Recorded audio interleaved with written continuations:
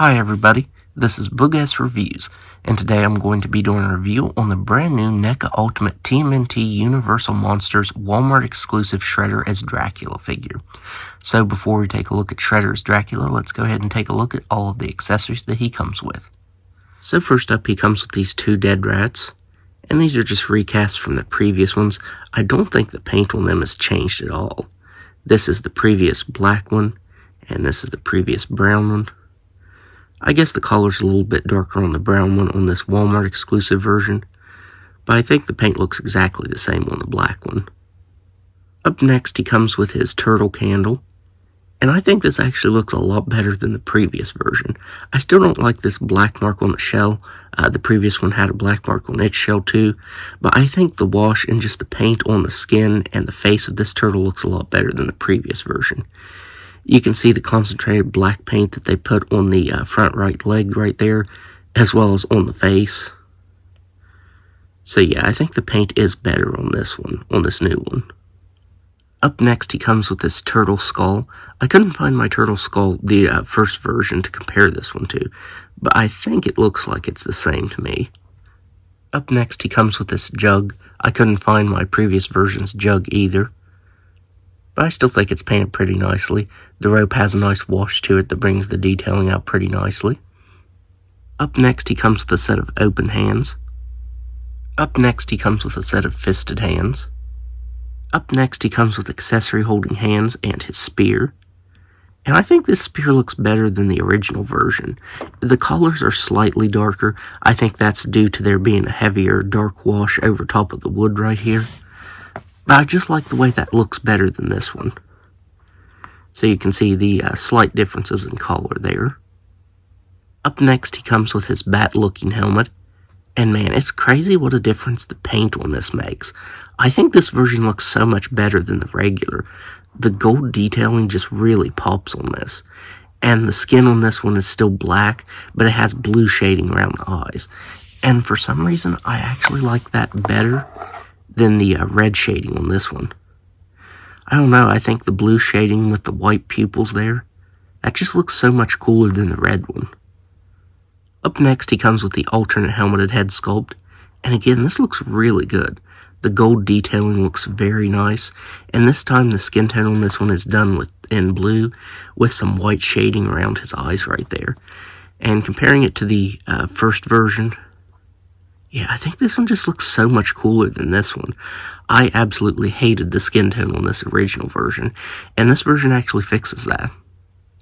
And finally, he comes with his unhelmeted head sculpt, and I think this is the biggest improvement on all of the head sculpts, because on the original one, I just really dislike this original one. He had that weird greenish skin tone with that concentrated green down here, and the lips were way too red. I don't know, I just really did not like this head sculpt. But now that they changed the colors on it, I think it shows what a solid head sculpt this really is. The change in color and the difference in paint really makes this figure. I especially love the paintwork around the eyes. I think they did a convincing job at actually making his eyes look like they're glowing white. The glow that's printed around there, that looks really good. So yeah, Neca did a really good job on this head sculpt this time around. They did paint his scarring on right here, and it's kind of this navy color. I would have done it in a darker color, or maybe actually a little bit of red, because it's not super noticeable. I had to look really, really close to see that they did actually paint that on there. So I would have changed the color on that, but that's really my only complaint with this head sculpt. I think this is actually a huge improvement over the original. So now, let's go ahead and take a look at the rest of this figure. So taking a look at the rest of this figure, as I said, the details on this one just pop so much more than on the regular version. Like on the helmet and the shoulder pads, you get this, it's really subtle, but you get this purple wash, and that looks really good. All of the touches of gold really stand out. You get some metallic red around the logo right here on his chest. This one just looks so much better, I think in every way, than the original version. Here they are side by side so you can see the differences in color. One thing that I noticed on this figure is the robe is cast in this matte black, and it has this glossy black painted over top of the wrinkles. You can kind of see it reflecting here in the light. So that really surprised me. He actually does have paint variation over the wrinkles here. And this one was just cast in matte black. I didn't see any variation on the robe here. But yeah, this figure, the new one, the collar just looks so much better on it. The tie around his belt right here is colored in purple, and it looks like it's outlined in gold. It's really hard to see, but there's an outline of gold around the whole thing, and I think that looks really good. I especially love the paint detail on his skin tone. It's blue, and it has this, it's like a grayish blue collar painted over top of it. It's got some really nice variation.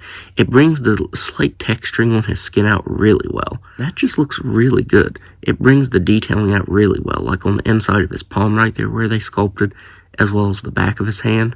The paint variation that they put over top of the skin tone really brings that out nicely. This time the chainmail is done in gold.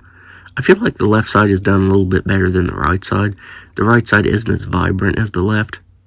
It still looks good. It just would have been cool if they would have made it match up just a little bit better.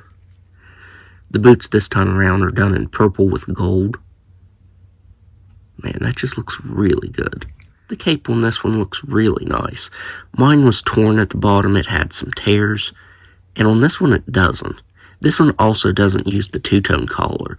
On the previous version, the inside of his cape was red, and this one is just done in all black. And I like the way that looks. I think that actually looks better, just the black cape. It drapes really nicely on the figure. It's a good thing it drapes the way it does because mine has marks here on the right side. Not sure what that is. It might actually be the base color of the material showing through, because if you look towards the edges, it looks like it's actually a gray material that they dyed black. You'd think it'd be more hassle to dye a fabric than to just get some black material. But yeah, I think that might be where some of the dye didn't quite take. But luckily, the way the cape drapes on the figure, it does hide that. So now, let's go ahead and go over his articulation. So with this helmeted head sculpt on, he can look up very slightly. He can't look down at all. He can move his head side to side very slightly. I am having trouble getting this other head sculpt and the unhelmeted head sculpt on. For some reason, this is just not wanting to go on the peg now. It was really troublesome when I was filming the video earlier to get the alternate heads on. So yeah, I think I'm going to have to end up shaving this down a little bit. That way I can actually switch the heads out. His shoulder joints, at least on the left side, are really hindered. It only moves out that far. On the right side, it does move out all the way. He has double jointed elbows that can bend in that far and move side to side. You also get side to side movement here in the forearm. Wrist swivels that move side to side and up and down. A ball jointed waist that can move back very slightly. Forward a little bit, side to side, and around all the way. He has ball-jointed hips that can only move out that far. The skirt does hinder the articulation. I might actually make a slit up each side. That way his articulation can move a little more. He can kick forward very slightly, back just a little bit. He has an excellent thigh swivel. That can actually move all the way around. I didn't notice that. So yeah, he has some really good motion there. He has double jointed knees that can move back that far and move side to side. Ankles that can move down all the way, up all the way, an ankle rocker, and a swivel up here at the shin. Very tight joint, but it does move. So for the only size comparison, here he is next to the previous version of himself. I did forget to mention that I have a really bad cold at the moment, so I'm going to have to try and wrap things up here soon. My throat's getting a little sore. So overall, if you can find this one, then I would highly recommend picking it up.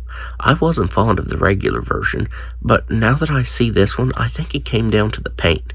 I think the paintwork on this one really makes the figure. The purple and gold detailing just really pops. And I especially love the paint variation on the head sculpts on this one.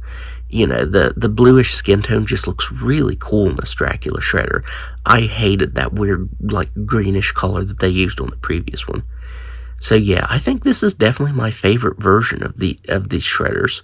I don't have the Target version, but I don't know if I'm going to seek that one out because I'm pretty happy with this one now that I have it in hand. So, that's my review.